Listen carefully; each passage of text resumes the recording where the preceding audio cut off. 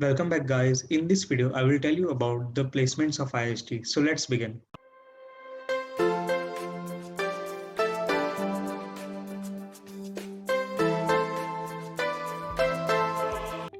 So before starting this video, I would like to inform you that I have already made video on IST cutoff, its new fee structure, campus tour, hostel room tour and all.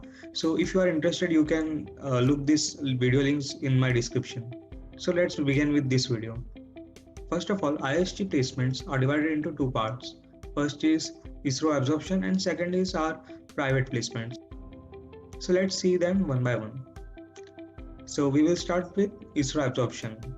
So first thing in ISRO absorption is how they recruit. So basically every year ISRO sends some vacancy list to IST and depending on which placement is done. So I will give you an example.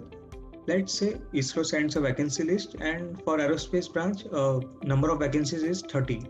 So first of all, for being eligible for placements, ISRO placements, you need to secure minimum of 7.5 CGPA. So those who have scored above 7.5, they are eligible. So let's assume 35 students have secured above 7.5. So what IST will do, it will select top 30 students from that 35 eligible students and give them the ISRO placement. So this is how the placement works. So let's see the previous year data. So here we have the plots and the green region represents the dual degree students. Blue region represents aerospace engineering students. Red region represents avionics students and this last purple region represents unabsorbed students, students which are not absorbed by ISRO. So let's see the data one by one. So the first batch was like from 2007 to 2011. So 126 students were absorbed. And after that batch, 124. And after that, 123. And after that batch, 105 students were absorbed. You can see here. And after that, 102. And after that, 103. And from this batch 104, here 69 students and here 106. So you will be thinking why only 69 students placed this year. So you can't see any green region, so no dual degree students were placed in that year. They have also mentioned it here that only aerospace and avionics students were placed. So clearly ISRO placements depend on the vacancy list they send. So you can notice that this data is till 2019 only. So I didn't got data for the 2020 and 2021 batch, but I got their vacancy list. So I will show you that. In the vacancy list, you can see that you get columns for center, branch, and the total number of students. So these are the various centers where the vacancies come from, and these are the number of students they want. So in the end, you can see the total that vacancies for aerospace students were 44.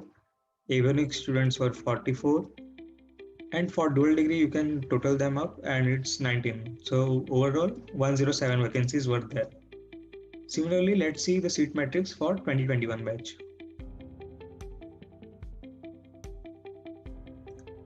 So this is the vacancy matrix for 2021 batch and you can see the similar pattern here. We get center list, branch and total students. So this year 34 vacancies were given to aerospace branch, 29 for electronics and 5 for the dual degree. So total 68 students. So you can clearly notice that 68 is very low number in comparison to previous batches. Till now this is the vacancy list they have given. It might change. Let's see. So I have covered the part of ISRO absorption. Now I will switch to private placements. Let's see that. So this is the PDF for private placements and here you can see the BTech section and the year in which students were placed. And clearly you can see there is no placement for dual degree students, only for aerospace and avionics branch. And these are the number of students placed.